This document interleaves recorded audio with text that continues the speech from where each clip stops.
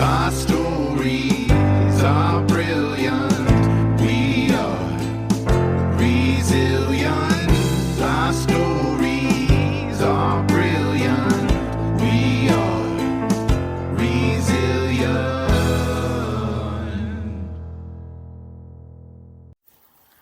Hey there, writer. Thank you so much for joining us today on Your Voice Matters with Jen Chambers. Today is week 10 of our series on Write Your Story. We're talking about pacing and structure, how to keep your story moving without losing its meaning. Have you ever read a story that dragged in places, even though the subject was interesting? Or maybe you've written one, or you found yourself stuck in a scene that just would not move. It's hard when your own writing is boring. That's the kind of stuff we're talking about today. This episode's all about pacing and structure. You can call those the heartbeat of your story. We'll talk about how to shape your narrative so that it flows and how it can balance reflection and action. And that way it'll keep your reader emotionally invested without overwhelming them or boring them. Plus, I'll walk you through 3 fresh writing exercises, a short meditation, and some standout examples from memoirs that master this balance beautifully. Because here's the truth, and I tell you guys this all the time, anyone can be a writer. You already are, if you've ever told a story. The trick is to shape it. And pacing is one of the sharpest tools in your storytelling kit. Okay, our first writing exercises. We're going to rewrite for urgency. Why don't you grab a piece of paper? For this one, we're assuming that you have a story from your life in mind. It could be something you've already written if you want. And remember, each chapter of a memoir or an autobiographical story is a miniature story in and of itself, so think about that. If you don't have one yet, let's start with something small. You can write something like, "This happened and then," kind of sentence to start with. Like, "I went to the rodeo and then jot down a few details about that incident in your life." Then you write a quick version of that story that you want to tell, and you'll use that instead. So with the one you just wrote or one that you have in mind, reread it. Find a slow section in that narrative. Something maybe where your story drags, you don't know why, or you're over-explaining something. Now I want you to take a couple minutes and rewrite this section, but use shorter sentences. Use verbs that are more sharp, and use fewer adverbs. And as a parts of speech kind of refresher, because sometimes I still have to think about it, a verb is, of course, an action word. A noun is a person, place, or thing. And an adverb is something that modifies. It's usually something that ends in ly, like quietly or quickly. Now, I mean, apologies. I'm not trying to talk down to anyone or be condescending. Truly, truly, truly. I write all the time, and I still get confused. Especially with adverbs. I have like a mental block or something with adverbs. I don't use them really hardly at all.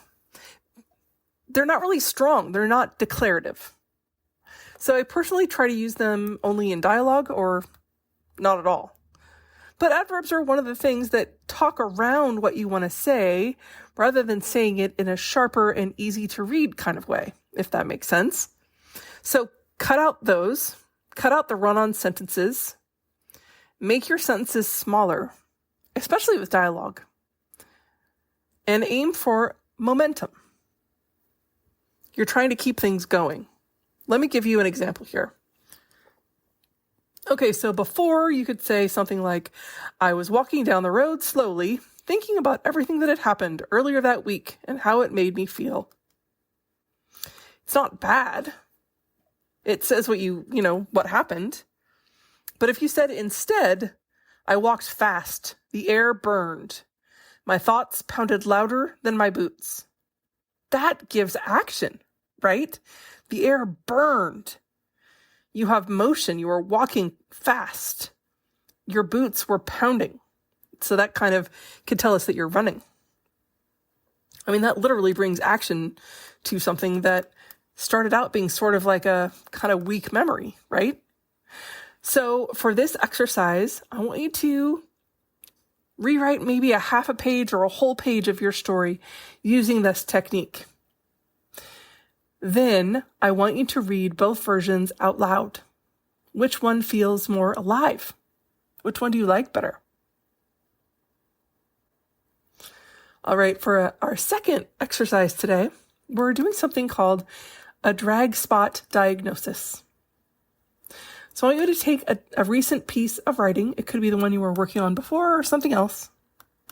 And I want you to highlight or circle 3 areas. As you're reading it, think about, are you feeling bored? Are you over-explaining? Are you repeating yourself? And then for each of these, cut out 10 to 20% of the text. Are you using $10 words when $1 words will work just fine? It's okay to say things straightforward. Sorry, I said that funny. You don't have to be flowery or, over tell something. And also ask yourself, what is this scene doing? Why is this scene here? And what do you want readers to understand about this scene? And also replace any kind of summary with action or dialogue where possible. So, like, you're not talking about, well, I walked down the road. I walked fast. The air burned. My thoughts were pounding. That's so much more vibrant, right? And this is a really good practice in being kind with yourself, because it's not like you're telling yourself you have a bad product. It's just not quite where it needs to be. You're being ruthless but kind.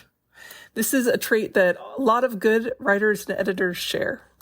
Sometimes you might feel like they're more ruthless than kind, but in my experience, most other editors really try their best to be kind and helpful.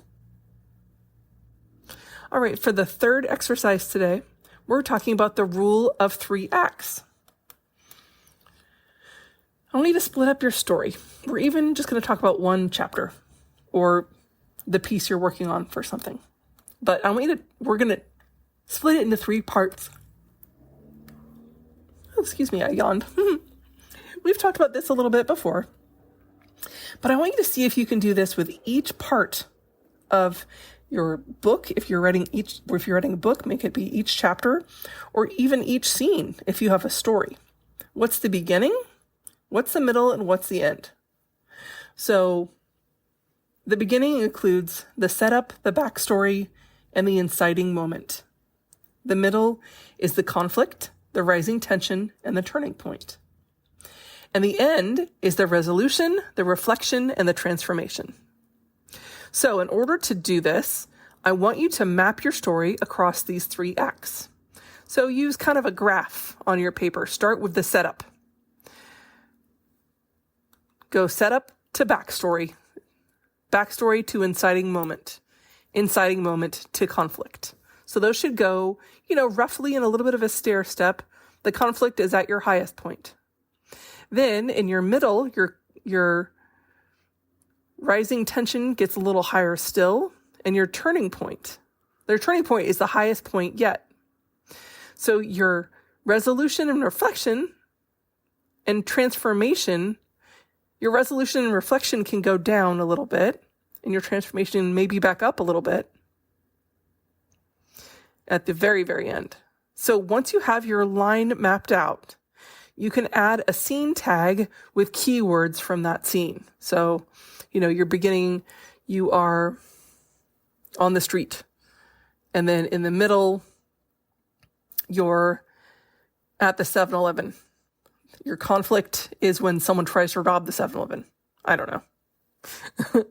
And then your transformation is at the very, very end. So once you have your line mapped out, then make sure you add a vertical line separating the beginning from the middle from the end. And are they balanced? Do you want them to be balanced? Does each of the 3 acts have a purpose? Is your story going somewhere? And where does the energy dip in your story? You can usually spot this pretty easily. And then how can you re-energize it? Do you need to add more action? Do you need to add a little bit more dialogue? You could keep doing this forever and ever. This kind of exercise is great. And it helps you kind of refine exactly what you want to say, but in such of a better way. It's really helpful. So for some examples of really good memoirs, the first is Educated by Tara Westover. She balances her trauma in this book, but there's also powerful momentum.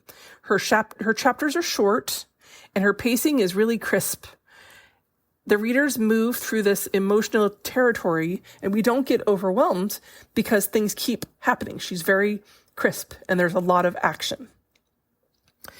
In the same way, Jeanette Wall's The Glass Castle, she uses reflection, thinking back, but she uses it in very short bursts.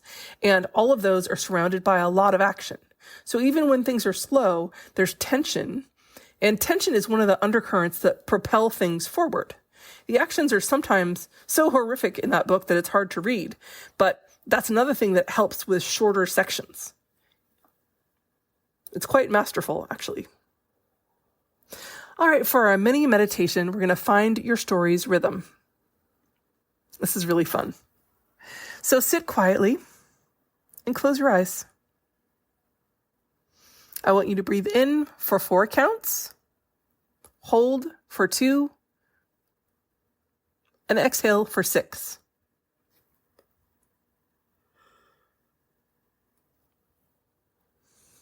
Now picture your story as if it were music. Now that you have that line, where does your story crescendo or get louder? Where does it get softer? Which parts of your story move faster? And which ask for stillness? Think about that, visualizing that on a music line.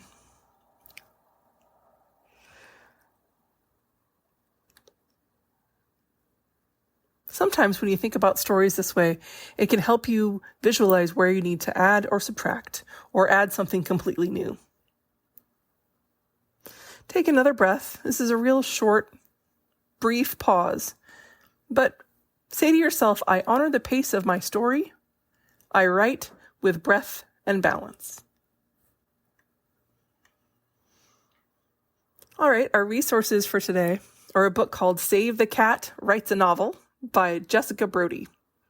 It's really great for learning how the narrative beats and structure in stories can apply to memoir too. One of my absolute favorites is Jane Friedman's blog. She is just a multi-talented writer, publisher. She writes for Writer's Digest. She's incredibly interesting. And she has a really great Substack that I recommend as well. Her stuff's really packed with clear advice, very grounded. She's an expert in everything pacing and publishing and storytelling, and she's truly a master of the craft. Her website is www.janefriedman.com. That's JANEFRIEDMAN.com. All right, my final thought for today is I want you to remember that writing isn't just about what happened. It's about how you shape it. I mean, your perspective on that, your pacing. It helps your reader to breathe and feel and move through your story with you. You don't need permission to write. You just need tools and trust in your voice. I think it's really important to talk about pacing after we talked about writing hard things. Because like I was saying in Jeanette Wall's books, you can't just write horrific thing after horrific thing, if that happens to be what your story is about. Or just, slog after slog. You need to have pacing. So you need to have time to reflect. And you need to give the reader time to reflect. Something to really think about. But as usual, I want to remind you to trust in your voice because your story matters. And your pace is perfect. You're going to find it. Thank you so much for joining us today. Remember to please rate and review and share with someone if you feel the need. or if it could help them out. I'll see you next week. Sometimes we have to start over. Sometimes we have to fight back. Sometimes it's all too much. Lost inside the black. Our stories are brilliant. We are resilient. Our stories are brilliant. We are resilient.